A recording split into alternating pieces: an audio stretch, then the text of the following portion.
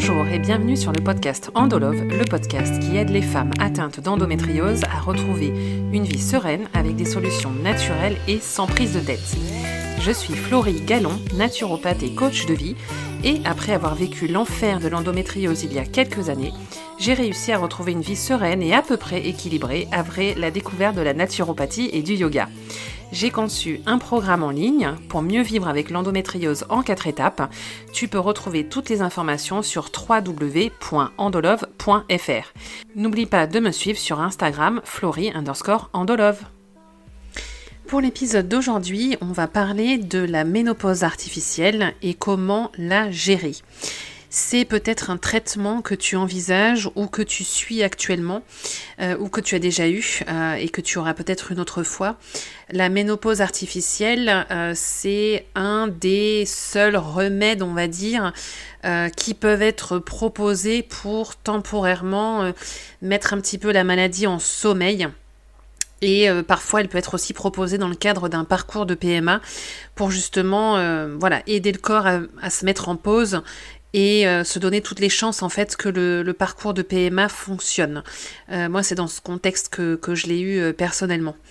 Alors, ce qu'il faut savoir, c'est que la ménopause, dans un processus naturel du corps de la femme, c'est un processus qui, normalement, prend plusieurs années. Donc, en théorie, c'est entre 2 et 5 ans, voire 10 ans. Là, quand tu vas avoir la ménopause artificielle, donc en fait, on te fait une injection avec une piqûre. En gros, du jour au lendemain, ton corps se retrouve en ménopause. Donc, ce qu'il faut savoir, c'est que ça va être quelque chose de brutal pour le corps.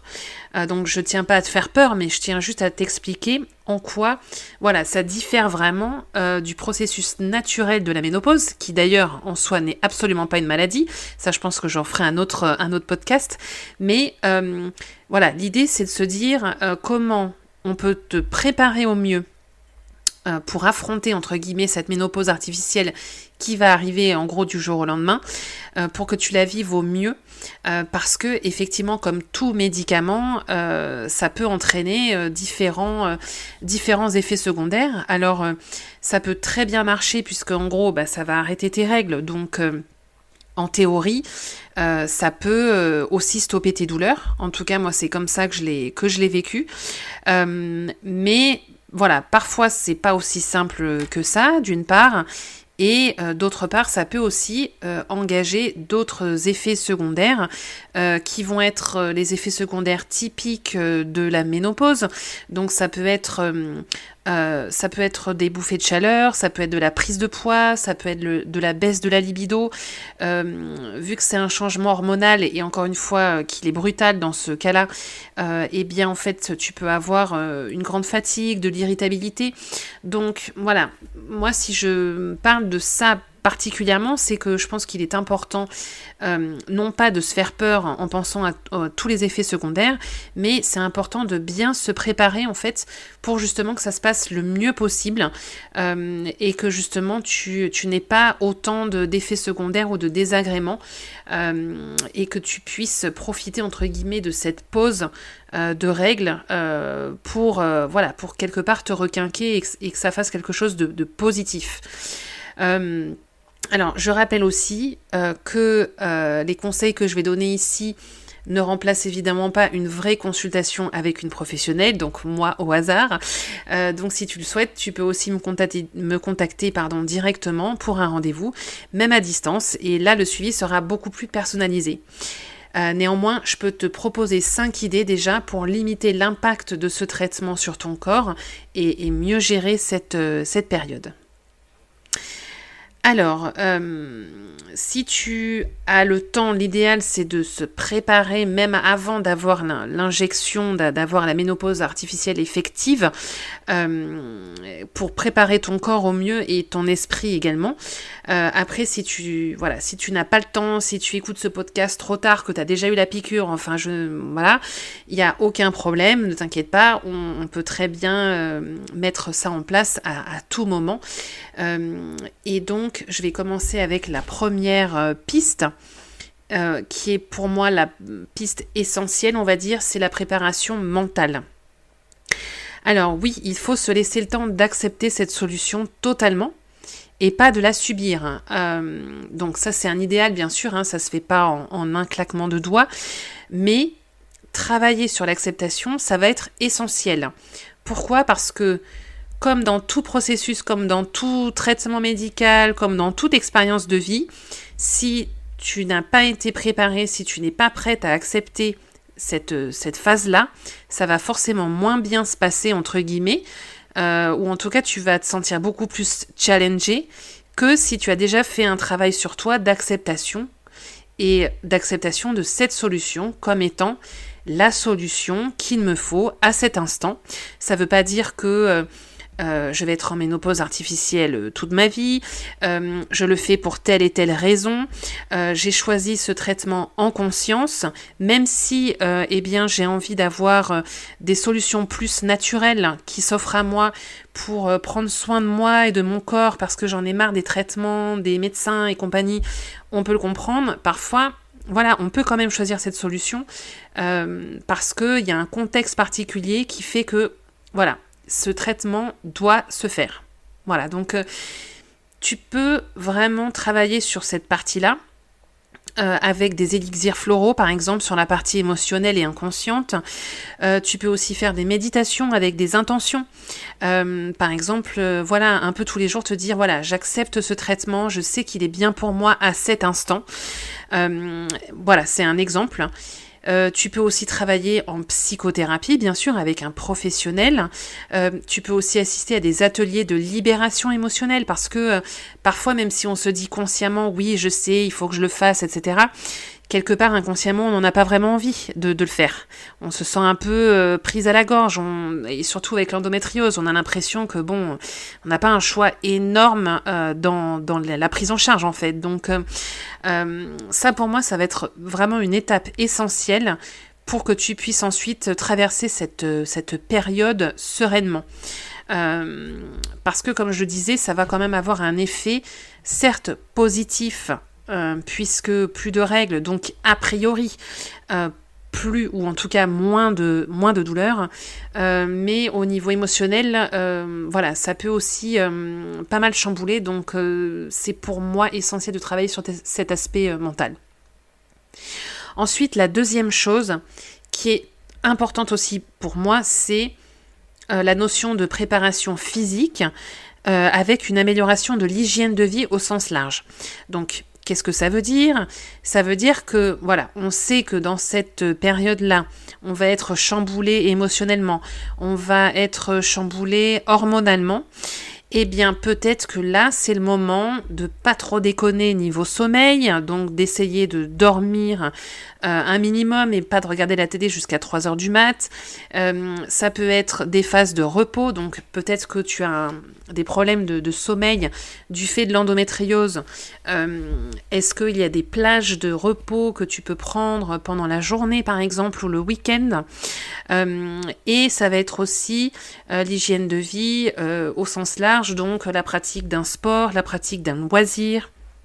On n'est pas obligé de faire des marathons, mais ne serait-ce que pratiquer une activité douce, une séance ou deux de yoga ou de pilates par semaine à la maison, par exemple, ou de faire des loisirs. Si toi, tes loisirs, c'est la peinture, je sais pas, le théâtre, enfin plein de choses qui te font du bien, surtout, fais-les. N'hésite pas. Prends du temps pour ça. Voilà. Donc ça, c'était ma deuxième idée. Ensuite, dans des idées plus tournées autour de la phytothérapie, puisque j'adore les plantes, maintenant que tu me suis depuis un moment, je pense que tu le sais. Alors, on va avoir pas mal de tisanes qui vont aider, évidemment, pour traverser cette phase de ménopause. Donc, on va évidemment avoir l'aquil des millefeuilles, la sauge, on peut aussi utiliser le ginseng ou le trèfle rouge. Tout ça, ce sont des plantes qui nous aident à rééquilibrer le système hormonal et donc, on va dire, limiter un petit peu l'impact de la brutalité de la ménopause. En gémothérapie, on a aussi le framboisier. Le framboisier, c'est vraiment la plante maîtresse de la femme. Donc, quelle que soit la période, elle est pour nous cette plante. Donc ça, tu peux le prendre en gémothérapie, c'est-à-dire en bourgeons, en fait, qui ont été macérés dans de l'alcool, chouette. Et donc ça va être un traitement à prendre sur plusieurs mois, au moins 3 mois, pour en voir les effets. Donc ça va être plutôt du traitement de fond. Les plantes en tisane, elles t'accompagnent dans ton quotidien. Alors, tu as aussi d'autres plantes qui peuvent t'aider pour d'autres sphères, on va dire, de la phase de ménopause. Donc, je pense notamment aux huiles essentielles d'ylang-ylang pour la baisse de la libido. Voilà, au hasard. On a aussi l'huile essentielle de sauge sclarée pour les bouffées de chaleur. Et je pensais aussi, on peut aussi éventuellement, c'est pas obligatoire, hein, n'aie pas peur de tous ces effets secondaires, mais si tu souffres d'irritabilité, évidemment les fleurs de Bach, pour moi c'est le top du top. Je pense notamment à Impatience, qui est la fleur à mon avis qui est idéal pour cette période-là. Tu peux aussi prendre du magnésium, hein, c'est important pour te soutenir dans cette phase-là qui peut être fatigante. Et je pense aussi à la poudre de maca par rapport au rééquilibrage hormonal et à, on va dire, une fatigue intense que tu peux ressentir pendant cette période-là. Donc ça, c'était vraiment pour la partie plante. Qui peuvent te soutenir et t'accompagner pendant cette phase. Donc on a vu, il y a en premier la préparation mentale, on va dire, et travailler sur l'acceptation, sur la partie émotionnelle et inconsciente. Ensuite, on a toute la partie hygiène de vie au sens large avec le sommeil, le repos, la pratique d'une activité qui nous fait du bien. Ensuite, on a parlé des plantes. Et en quatrième idée, je me disais que voilà, ce qui était important, je pense, pour traverser cette période-là, c'est de vivre au jour le jour et de se concentrer sur le positif.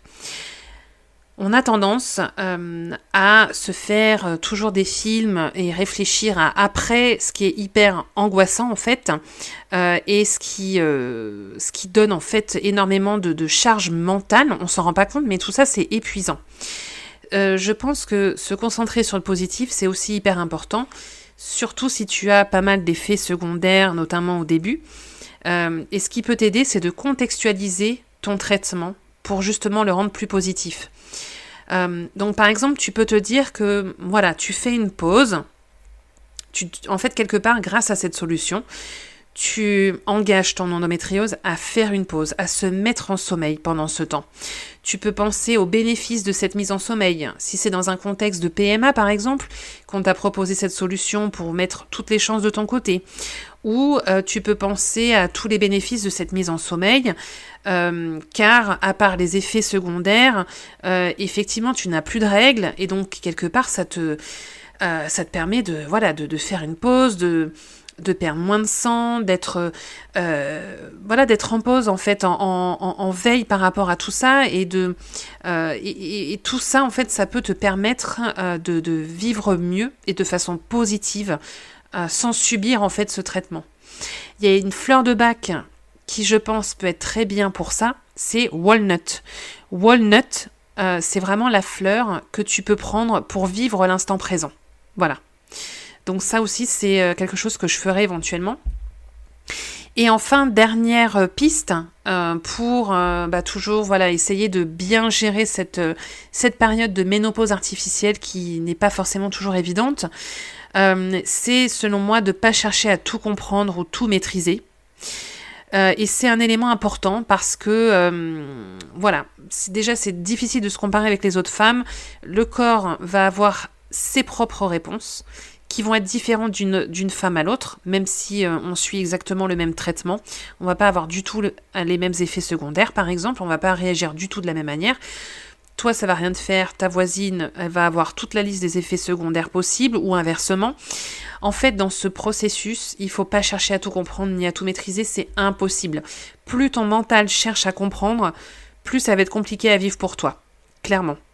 Donc, je pense qu'il faut aussi se laisser aller, prendre Walnut pour apprendre à vivre au jour le jour et carpe diem. Et je pense que si tu mets toutes ces choses en place en même temps, ça peut vraiment aider sur toutes les sphères de ta vie et faire en sorte que cette période de ménopause artificielle soit vécue on va dire, le plus en sérénité possible, même si, voilà, ça sera peut-être pas forcément évident, mais je pense que si tu mets en place ces petites choses-là, ça peut vraiment t'aider. Voilà, bien écoute, j'étais ravie de te partager ces quelques conseils sur cette thématique dont on parle assez peu. Et puis, je t'attends pour les commentaires, pour tes retours.